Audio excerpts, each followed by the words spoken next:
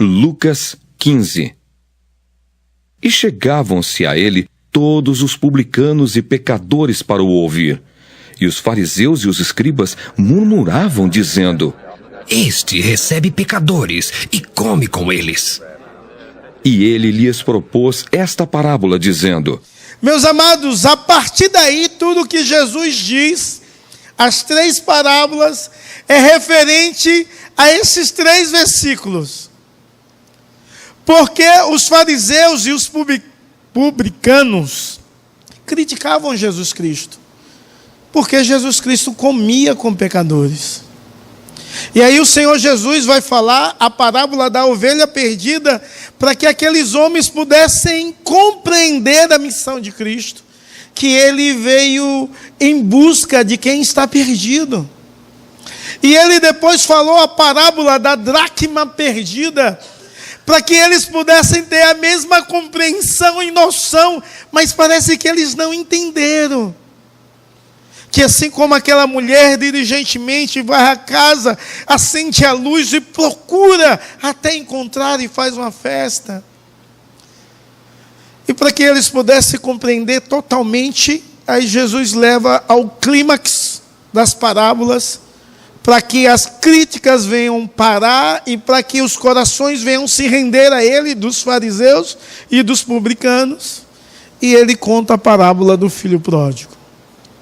E a parábola do filho pródigo, na verdade, deveria ser a parábola do pai doador, do pai amoroso, que sai ao encontro dos seus 2 filhos e que ama os 2 de uma profundidade inteira. Então, sem sombra de dúvida, o que esse texto quer nos ensinar é sobre o entendimento da missão de Cristo. Esse texto não quer nos ensinar de uma parábola em si, isolada, das ovelhas perdidas. Esse texto não quer ensinar da parábola da dracma perdida, e nem quer ensinar a parábola do filho perdido, mas com essas 3 parábolas, ele quer ensinar a sua missão a quem não compreende. Ele quer ensinar a sua missão a quem não entende. E tudo porque Jesus recebia pecadores, iam para a casa de pecadores e comiam com os pecadores. Eu fico imaginando Jesus Cristo nos nossos dias. Eu fico pensando se eu não iria censurar Jesus Cristo, olhar para a atitude de Cristo e criticar como os fariseus fizeram. Eu fico pensando se você não ia tecer um comentário a respeito de Cristo. Imagine Jesus Cristo estar em uma casa e você ouviu falar que uma mulher pecadora entrou naquela casa, começou a beijar os pés de Jesus, e Jesus não impediu aquela mulher, ela era prostituta. Ele permitiu que ela beijasse. Imagine se o pastor sai aqui e aparece uma prostituta e me dá um bocado de beijo no rosto e nos pés. Você fica doido, diz, o pastor está com treta. Agora imagine Jesus Cristo, possivelmente, com alguns pecadores comendo e bebendo. Qual seria o seu comentário a respeito disso? Qual seria a sua visão? Talvez você diria assim, não, ele é um bom profeta, ele fala bem, arde o coração, mas eu acho que ele não é Deus, não. Eu acho que ele não é o Messias prometido. Talvez você diria assim, ele é um liberal moralmente falando. Ele não é um liberal teológico, porque não há como dizer que Jesus seja um liberal teológico, mas talvez você dizia assim, Jesus é um liberal moralmente falando. Talvez você dizia como eles, Jesus é um glutão. Porque se você lê o Evangelho, o tempo todo ele está sendo recebido em casa e comendo com as pessoas. Isso é um sinal de aceitação daquela pessoa, de entender aquela pessoa como se faz parte do seu ciclo de amizade. Então, em resposta à crítica daqueles homens, Jesus vai explicar a sua missão através de 3 parábolas que carregam um ensinamento maravilhoso, e possivelmente você já ouviu pregar a respeito de cada uma. Quem faz isso de forma isolada está sendo infiel ao texto, mas possivelmente você já viu fazer isso. E essas 3 parábolas, irmãos, ela fala de perdido, de encontrado, e essas 3 parábolas falam de alegria. Todas elas têm esses 3 componentes. Uma é a ovelha perdida, que foi encontrada, e uma festa quando encontrou a dracma perdida também. Perdeu a moeda, encontrou a moeda e deu uma festa. E a parábola do filho pródigo: perdeu um filho, encontrou o filho, que ele retornou para casa e deu uma festa. Então essas 3 parábolas, ela retrata esses 3 aspectos: perdido, encontrado e alegria. É importante que você possa compreender também, de forma bem clara e absoluta, que todo o texto 15 de Lucas pode ser tratado também só sobre alegria. E aí você pode encontrar o texto de Lucas falando sobre alegria o tempo todo. Mas todas essas 3 parábolas, a parábola do bom pastor, da dracma perdida e do filho pródigo, ela fala a respeito de Deus. Eu não acredito, como alguns comentaristas diz, que a parábola do filho pródigo é a única que fala de Deus e do homem, e ali dizendo sobre a responsabilidade humana de voltar para a casa do pai. Mas o que acontece naquele homem é uma ação do Espírito Santo, colocando na mente e no seu coração arrependimento. Então todas as 3 parábolas, ela diz a respeito de Deus, diz a respeito de Cristo. Ele só usa a analogia diferente para falar dele mesmo, da sua missão, do seu amor, da sua busca e da sua alegria em resgatar vidas. Alegria essa que é retratada pelo menos de 3 formas. E passou muito rápido. Alegria de encontrar, alegria de voltar e alegria de perdoar. Alegria de encontrar a ovelha perdida, a moeda perdida. A alegria de receber de volta o filho. E a alegria de perdoar o filho mais velho, também como se perdoou o mais novo.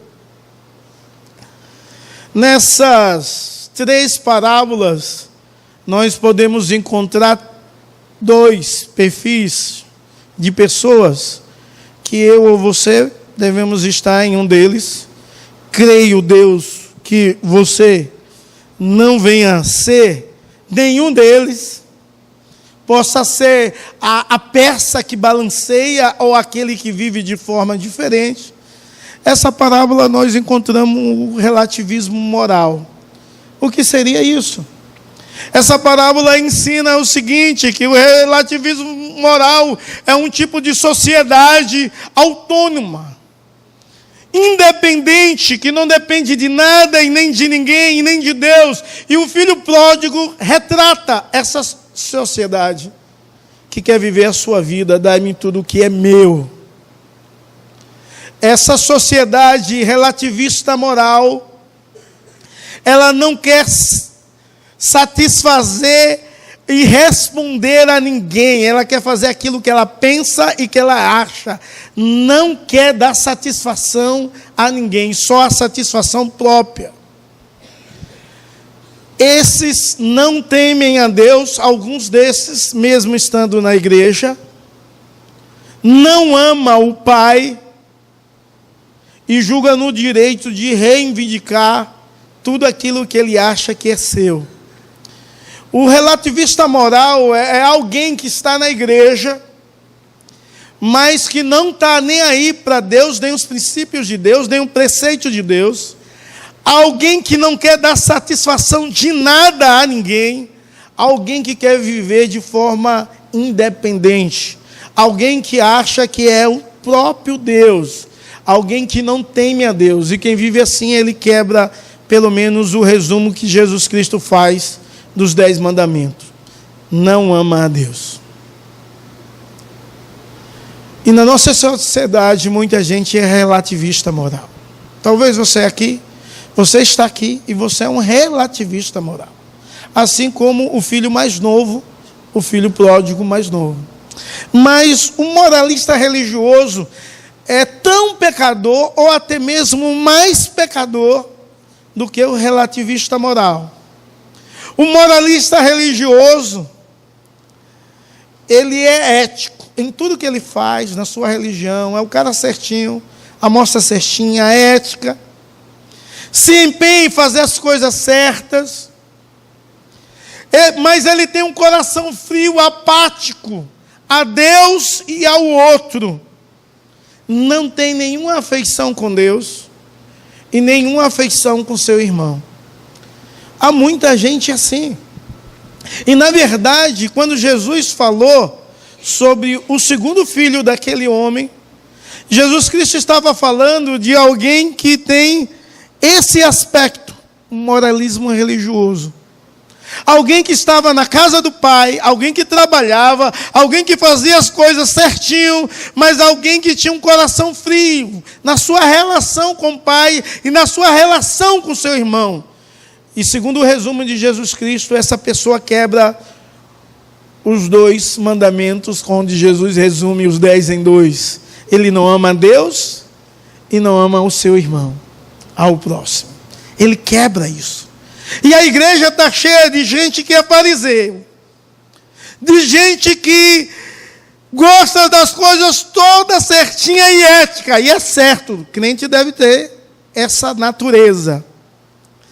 Mas, ao mesmo momento que se empenha em fazer o que é certo, o seu coração não tem nada a ver com Deus. As suas motivações são totalmente erradas e contraditórias aos princípios de Deus e à verdade de Deus. O seu coração é frio e apático a uma relação com Deus e com o próximo. Eu fico imaginando Jesus Cristo ensinando a isso e dando uma resposta àquela crítica do fariseu, dos publicanos, ele dizendo assim: olha, o clímax de tudo isso é que eu falo de alguém que vive um relativismo moral, quis viver uma vida longe do Pai, como se achava melhor, Deus o resgatou, porque eu vim para fazer essa missão e você tem de entender isso. Mas o pior é ter alguém dentro da casa do Pai perdido, que o seu coração está distante. A frieza, não há vida de oração, de consagração, de adoração, não há evangelismo, não há missão, não há nada. E quando se faz para ser reconhecido pelos homens. Deus não se agrada disso. Deus não coabita com isso. Deus deseja que a sua igreja tenha um coração restaurado pelo amor e perdão de Deus, e a igreja ame ao Senhor de todo o seu coração, com toda a sua força, e ame ao seu próximo como a ti mesmo. Que a igreja possa entender a missão de Jesus Cristo e entender a sua própria missão, que acima de tudo é nutrir um relacionamento saudável com Deus que te ama, e você deve responder em amor e em serviço para a glória e louvor de Deus, a Deus e ao outro. Amados irmãos, a igreja precisa mais uma vez, assim como naquele período, entender a missão de Jesus Cristo e entender a sua missão, que é a mesma que foi dada a Jesus Cristo. A mesma missão de buscar o perdido, de amar, de se relacionar e de ter um amor com o Pai, um amor onde houve uma restauração de Deus. É isso que Deus deseja para você. Então aqueles homens não compreendiam quem era Jesus Cristo e não entendia a sua missão. E Jesus Cristo começa a ensinar de forma tão simplória, contando uma história, para que eles pudessem fixar aquela história na mente e no coração e mudar de atitude. E de forma retórica e magnífica e direcionada, ele termina esse texto sem dizer se aquele homem entra na festa, aquele filho mais velho, ou fica de fora, porque faltava uma compreensão por parte, uma decisão por parte daqueles homens que ouviam, os fariseus e os publicanos, de tomar uma atitude, e uma atitude correta a despeito de Jesus Cristo. Meus amados, em primeiro lugar, precisamos compreender o que essas parábolas nos ensinam. Então, essas parábolas nos ensinam que o Pai é o conciliador. O Pai, Jesus Cristo, Ele é o conciliador, Ele veio para isso.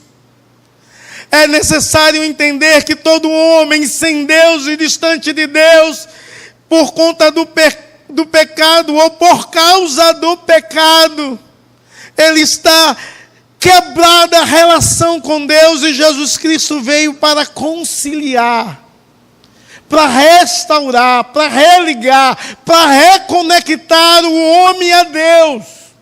Esse Deus que se deu, esse Deus que ama, esse Deus maravilhoso que se fez carne e habitou entre nós, cheio de graça e de verdade. Esse Deus, ele se fez homem com um propósito de reconciliar você com Deus. Então esse Pai, a missão dele é uma missão conciliadora. Ele vai ao encontro dos dois filhos, não só de um. Do filho mais moço, quando ele avista de longe, ele corre, vai ao encontro, o beija, o restaura, colocando uma roupa nova, sandália nos pés, um anel no dedo. E ele dá uma festa. Mas quando a festa acontece, o filho mais velho chega e fica fora da festa, ele também vê, e ele vai ao encontro do filho mais velho. E lá ele tem uma conversa com o filho mais velho, porque faltava no filho mais velho o entendimento que faltava na vida dos fariseus, que falta em muitos. O entendimento que o Pai, ele veio para conciliar. A retrato desse Deus maravilhoso e extraordinário, a igreja do Senhor Jesus Cristo também tem um ministério da reconciliação. Deus nos chamou para isso, e algumas vezes, irmãos, nós semeamos contendas, nós semeamos discórdia, em vez de semear reconciliação com Deus e com o próximo. Por conta da nossa visão míope, da nossa falta de clareza da verdade de Deus e dos princípios do Evangelho. Mas existe um Deus no céu que te ama e atraiu você aqui nessa noite, e Ele vai ao seu encontro, para que você possa compreender o amor dEle, para que você possa compreender que Ele deseja reconciliar você com Deus. Ele deseja operar em sua vida uma restauração, porque você é filho dele. Ou a igreja do Senhor Jesus Cristo, que já conhece e entende isso, ela deve assumir um papel sacerdotal. Ela deve assumir esse papel de religar e de reconectar, sendo como seu modelo principal e único o Senhor e Salvador Jesus Cristo. A igreja deve fazer a missão de Cristo. A igreja deve ensinar a missão de Cristo. A igreja deve amar os perdidos. A igreja deve conciliar aquele que está distante, aquele que está brigado com Deus, afastado. Nós precisamos conciliar pelo amor de Cristo. E sabe, a igreja não evangeliza. A igreja não prega paz. A igreja não prega conciliação. A retrato dessa parábola, o pai, ele restaura o seu filho mais novo e vai atrás do seu filho mais velho, pregando a restauração, a conciliação. Diz: olha, esse é o teu filho que estava morto, esse é o teu irmão que estava morto e reviveu, estava perdido e foi achado. E a palavra do pai é: vem, vamos celebrar juntos a esse feito maravilhoso, a algo extraordinário. Quantas vezes nós olhamos para o caído com desprezo? Quantas vezes nós olhamos para pessoas que pecam como ela tivesse uma lepra e nos afastamos, em vez de amar como Cristo deseja que deveríamos amar e exercer o papel sacerdotal do qual Ele nos confiou. Todos nós somos uma nação de sacerdotes, diz o apóstolo Pedro, inspirado por Deus.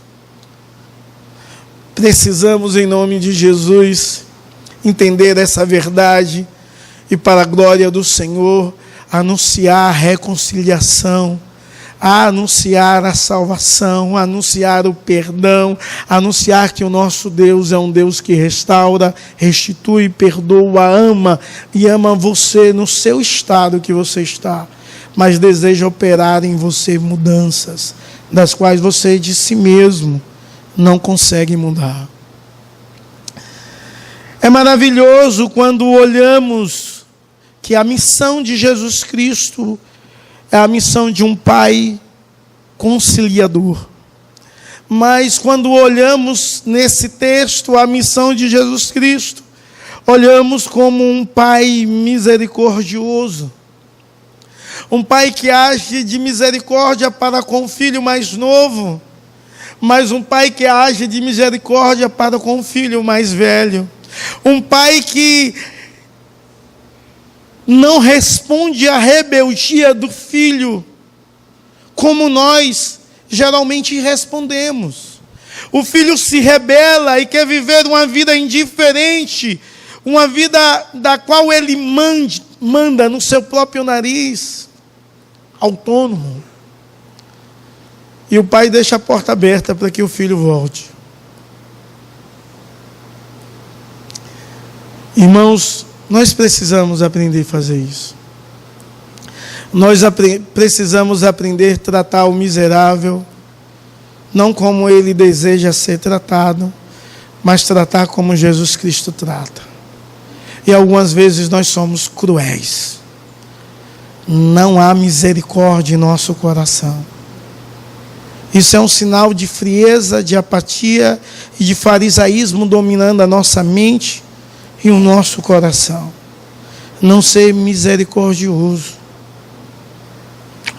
É duro, porque quando entendemos que Deus é misericordioso, entendemos que na casa daquele pai havia um lugar para arrependimento, e algumas vezes na nossa igreja, que é casa de Deus, onde Ele é o soberano, não há lugar para arrependimento.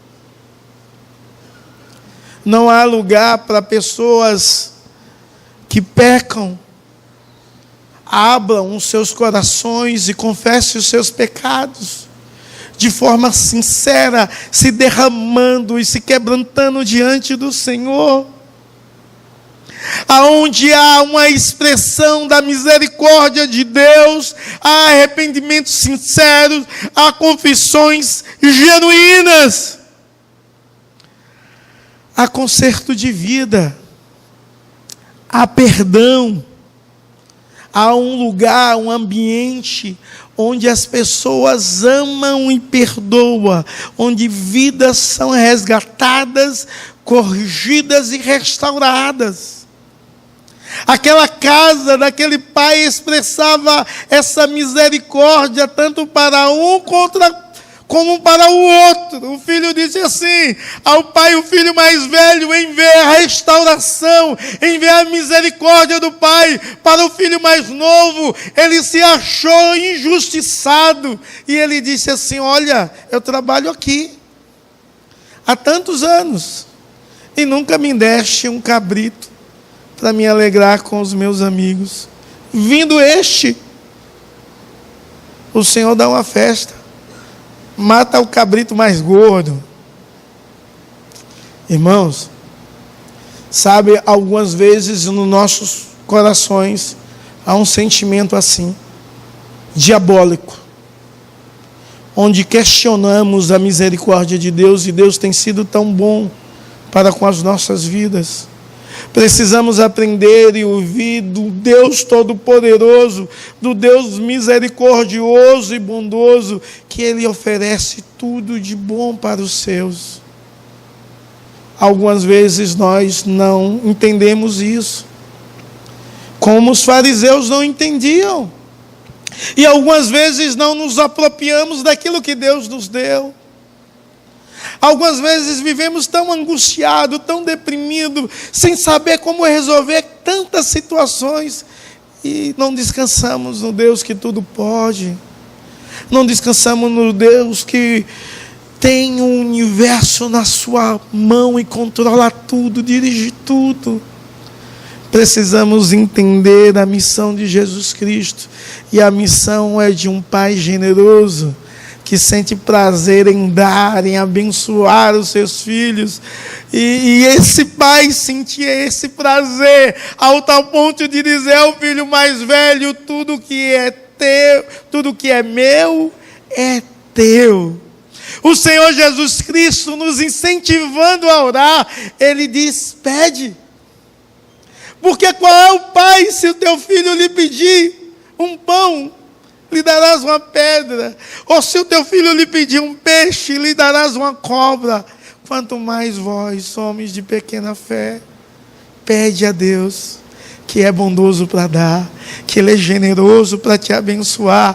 Você é filho dEle, entenda isso, desfrute disso, da presença, do amor, do carinho, da palavra dEle, da relação com Ele. Mas você pode desfrutar das bênçãos dEle, decorrente e prometida da sua vida, tudo que existe na palavra de Deus. Independente de quem você é e como você esteja, eu quero te dizer que Jesus Cristo é o Pai que te procura, que Ele deseja restaurar a sua vida e deseja celebrar no céu a sua restauração. Eu quero que você entenda que Ele é o bom pastor, e por mais que você está andando em caminhos tortuosos e distantes, Ele está ao seu encontro, e Ele está aí pertinho de você, olhando para você.